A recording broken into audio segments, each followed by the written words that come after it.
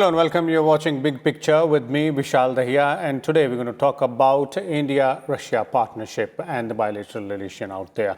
The Russian Foreign Minister Sergey Lavrov is in New Delhi on a two-day visit to India. External Affairs Minister Dr. S. Jaishankar and his Russian counterpart have also held delegation-level talks. Now, the two leaders reviewed the bilateral ties and economic cooperation between New Delhi and Moscow and also discussed Russian leader Vladimir Putin's expected visit to India later this year.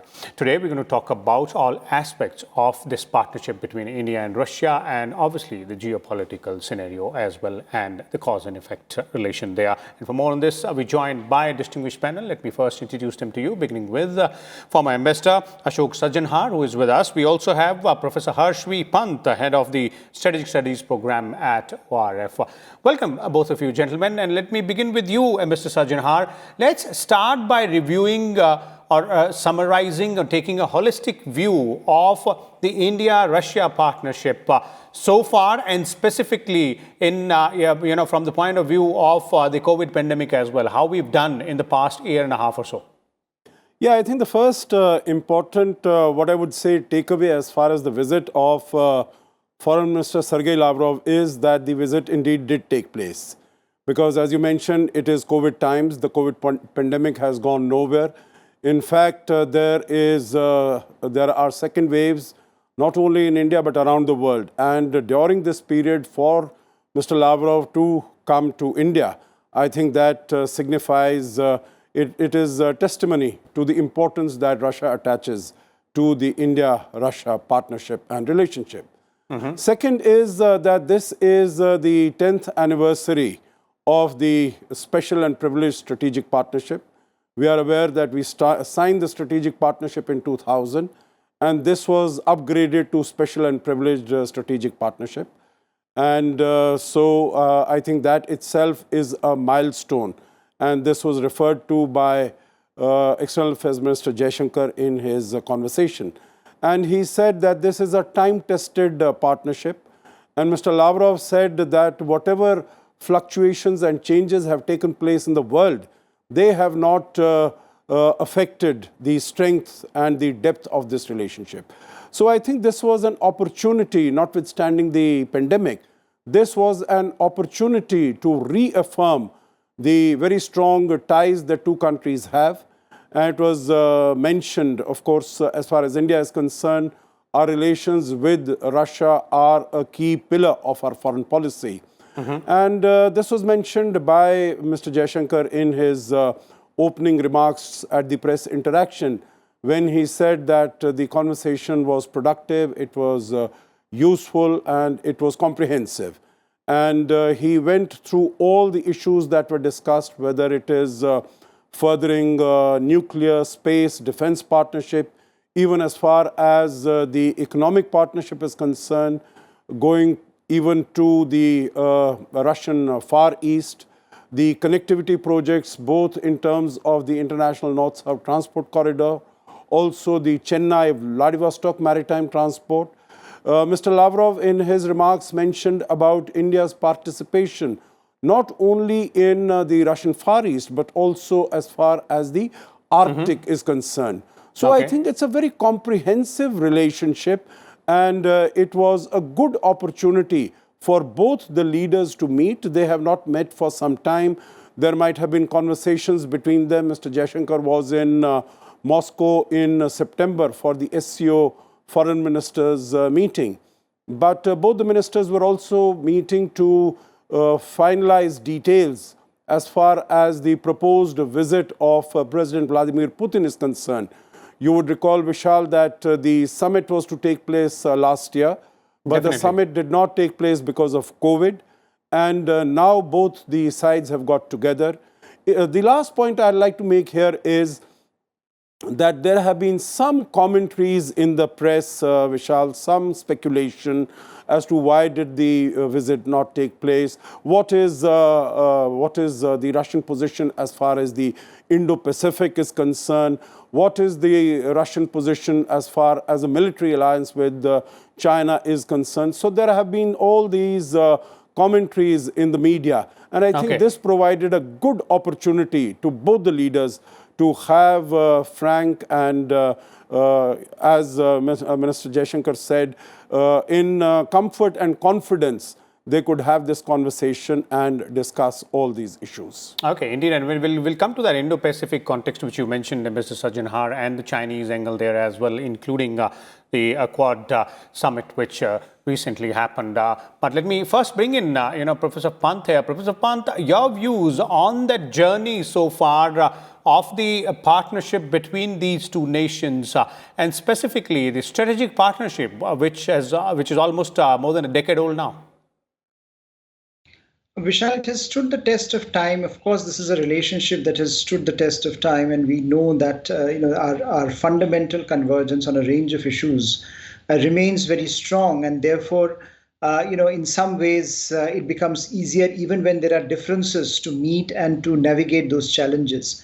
And I think the underlying point that in some ways we saw both the ministers making was that the world is in a state of flux, unprecedented flux. That there are shifting alignments, shifting perceptions of those alignments, and shifting reactions to those alignments. So in some ways, what we are witnessing is, even by the standards of India-Russia relationship, an unprecedented time where new issues have cropped up relatively suddenly, and where those issues have to be, taken on head on. So in that sense, the challenge for both countries, even with a partnership like India and Russia has, is something where such engagements, such conversations are very, very productive, very, very essential, and important in taking the conversation to the next level, where, as Ambassador Sajjanhar was pointing out, there may be some apprehensions in some quarters about certain aspects of this relationship. And they all, it's very natural that those apprehensions should exist, because, again, we are living in unprecedented times. So for the two leaders to engage at once again at a pivotal moment when, different India and Russia are engaging the world on their own terms, at times very differently. Even in the neighborhood, for example, there are questions about Afghan peace process, there are questions about Myanmar, there are questions of Russian engagement in the wider region, where, in the past, it was easy to have those conversations because the convergence was striking and explicit. Today, those conversations are becoming difficult in some ways, and therefore these kind of engagements retain their merit. And this engagement, to underscore that this is a decade of that strategic partnership, perhaps was an important point that Dr. Jaishankar was making, which perhaps takes this conversation to another level from here. Okay, and indeed, both of you are right when you're pointing out there that there are various new issues, geopolitical factors there. Let's take them one by one. And Mr. Sajjanhar, since you mentioned the Indo-Pacific and the Chinese angle out there, if you have to look at the relation, the bilateral relation, or the ties between India and Russia from here onwards, and the kind of effect or impact, these issues, specifically the Chinese actions in the region, and obviously the Indo-Pacific issue, and India's alignment as far as the Quad is concerned. How do you see, these 2-3 factors affecting that relationship, and how both countries are addressing these issues? Yes, I think there's going to be a huge challenge. I don't think it will do anyone any good to minimize the importance, the significance of this particular challenge. Now, ever since, the recent reincarnation or avatar of Indo-Pacific in 2017, November 2017 in Manila, Philippines is concerned, India has been trying to tell the world, but particularly the Russian Federation, that it is, as far as the Indo-Pacific is concerned, India does not view it as a grouping of countries to contain or to constrain China in any way. It is, and this is exactly what the Prime Minister had mentioned also in the Shangri-La dialogue.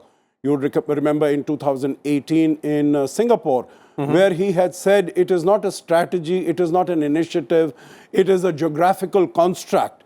And basically it is to ensure that there is a rule-based international order, there's free and open Indo-Pacific, and so on and so forth. And it is not a design against any particular country. This is what India has been trying to tell Russia, and I know that at conversations at different levels, at think tanks amongst the different components of the society on both sides have taken place. But obviously, Russia is not convinced so far. And I think a reference to this was made by Dr. Jaishankar when he said that we are committed to ASEAN centrality. And this is what he referred to when the Prime Minister had mentioned the Indo-Pacific Ocean Initiative that he had given in November 2019 in Bangkok, that we are committed to ASEAN centrality, so it is not in any way designed to counter any other country. Of course, we have seen in the recent past some statements by Mr. Lavrov saying that this is the Indo-Pacific and the Quad is an attempt to snatch away, to take away India by the West and to position it against China.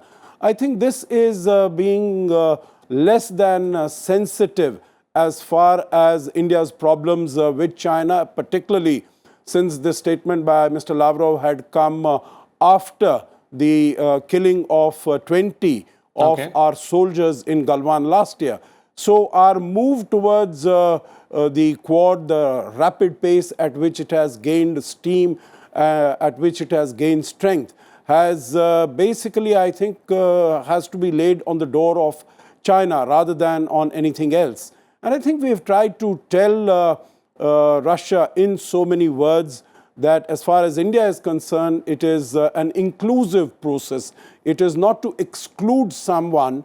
And as the recent summit has also brought it out clearly, it is not a security architecture that is sought to be created. It is a much broader, it is a positive, it's a force for good, as Prime Minister Modi had said, because even at the summit, we discussed the production of the vaccine, 1 billion doses of vaccine in India, emergent technologies, climate change, and of course, maritime security is also an important element of the activities of the Quad going forward. So I think it was useful that the two ministers had a conversation on this so that understanding and appreciation of both sides could become better. Definitely, that is pretty much required, the understanding and appreciation there in respect of the interests of both sides on this particular issue. Professor Pant, your views there on the challenges being posed by the China factor to India-Russia partnership or the bilateral relation, and how those challenges are being tackled on either side. As Mr. Sajjanhar was pointing out quite clearly, the way Russia has seen it and the way India wants to be seen. The challenges, Vishal, I'm afraid, are serious, and the challenge is that for a partnership that is so historic and time-tested, this is one issue that perhaps needs to be addressed head-on. Because what is actually happening is something which is very fundamental, which is that the foreign policy prisms of the two countries, which were at one point used to be aligned, are different today. So for Russia, their foreign policy prism, their entire engagement with the global order is today through their anti-West, anti-America posture. That is the prism through which they evaluate relationships, they evaluate platforms, they evaluate institutions. And that is taking, when you have that sort of a prism, you underestimate the agency that other actors have. For example, when the idea, this argument that India is being snatched away, simply ignores that India itself is capable of making its own decisions. And therefore, for India, the China factor is becoming so much more potent.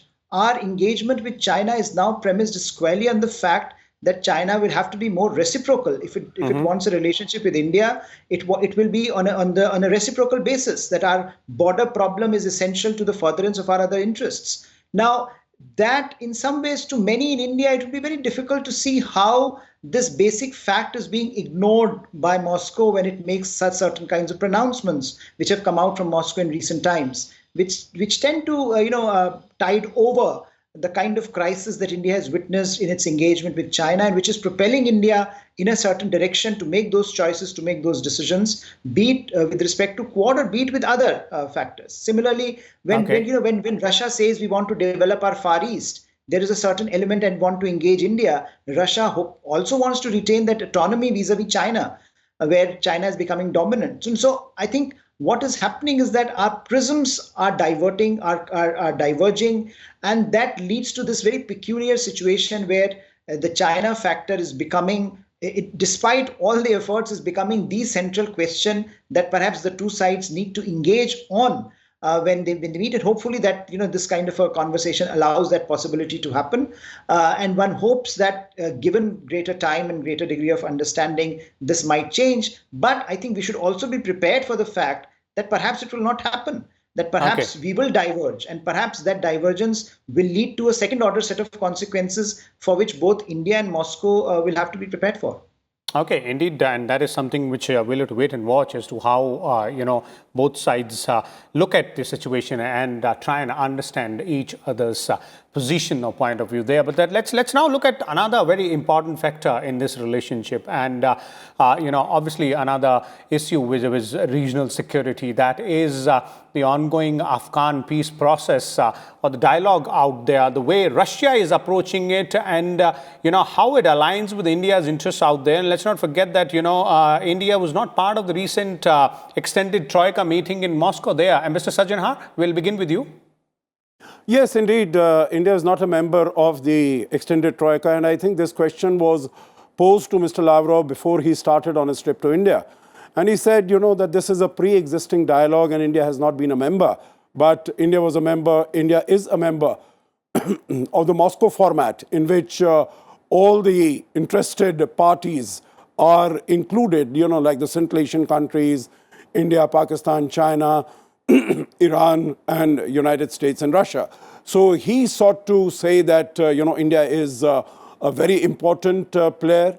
He also sought to give out the message that both the positions of India and Russia are similar as far as Afghanistan is concerned, because both of them want an independent, a prosperous, a sovereign, and a democratic Afghanistan going forward. But what I found rather curious was when he was asked about the status of Taliban. He said Taliban is one of the components of the Afghan society, and all elements of the Afghan society have to be integrated with the conversation and going forward. Meaning, of course, it has to be realized that for the last 20 years, the Taliban, and not only that, even before that, even in the 1990s, the sort of regime that they had there, the sort of parochial and fundamentalist regime that they had put there, what was their position as far as minority rights are concerned, women rights are concerned, ruling by the Sharia is concerned. So it is not to be equated with other elements of the Afghan society. And they have carried out so much of violence, so many of killings, which continue to happen. In fact, as Dr. Jaishankar had said in Dushanbe, in 2020, the number of killing was 45% more than what had taken place in 2019. So even the peace treaty that was signed, the peace deal, the so-called peace deal that was signed between the United States and the Taliban in February 2020 had not really brought down the violence. In fact, it had increased it. And the seriousness of the Taliban to enter into a dialogue with the Afghan government or other elements of the Afghan society, that seriousness has been lacking. So I think while in a broad political manner, our interest might coincide between India and Russia, but how to get there, I think that is the challenge. And of course, India continues to be a very significant player. What has been noted again by the media is that while Moscow did not invite India, possibly, and this has been speculated under the pressure of Pakistan, to the Moscow, to the Troika format, extended format, the United States has invited India for the conversations that will take place, the dialogue that will take place under the aegis of the United Nations going forward.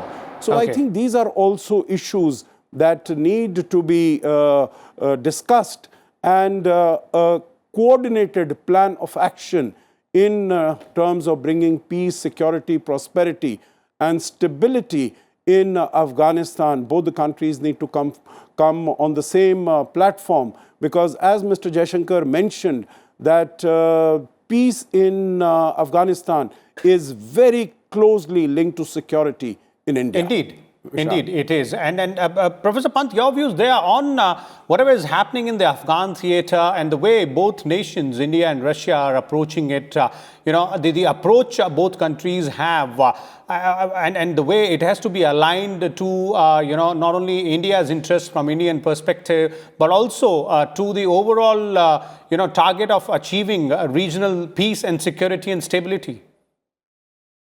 Well, Vishal, it has been quite extraordinary that, the inversion of roles that Master Sajjanhar was talking about, that Russia would try to keep us out and America would want to bring us in, which is quite an inversion from the good old days of 1980s, where it was exactly the opposite. And I think that tells you a story about the larger, again, the issue of how the interests are diverging, how Pakistan, China, and Russia axis is becoming stronger for various reasons. And again, I don't think one should. It's a question of blaming one side or the other, but it's an acknowledgement of the reality, because only once we acknowledge that reality can we move forward. Can we have an honest conversation that there are differences opening up even in the Afghan theatre, which is a theatre which is so important both for India and from Russia, and where both India and Russia have been operating in the past along converging lines. So today, when you see this kind of these kind of games being played, there is a sense that perhaps Afghan peace process itself might become might derail because of these kind of approaches from various major powers, which are diametrically opposed to each other when it comes to the ground realities. And India, of course, has made its position relatively clear, and that while India is willing to engage with all stakeholders, Indian security will have to be preeminent when it comes to looking at what happens in Afghanistan and how Afghanistan's rise or Afghanistan's emergence as a stable and prosperous entity is the primary motive behind India's developmental assistance and primary driver of regional security in the country. So I think unless those two are in sync, it would be very difficult for India and Russia to look at it together. And again, perhaps this is the time to have that conversation at a time when there is an inflection point or perhaps a critical juncture in the Afghan peace process once again emerging. Okay, there it is. Thank you so much, Professor Harshmi Pant and Mr. Ashok Sajjanhar as well for your views and insight on those opportunities and challenges as far as, the future roadmap for India-Russia partnership on various aspects with the geopolitical scenario is concerned. And obviously, this is a time-tested relationship on various aspects. We'll come back again with a different topic. Till then, keep watching. Thank you.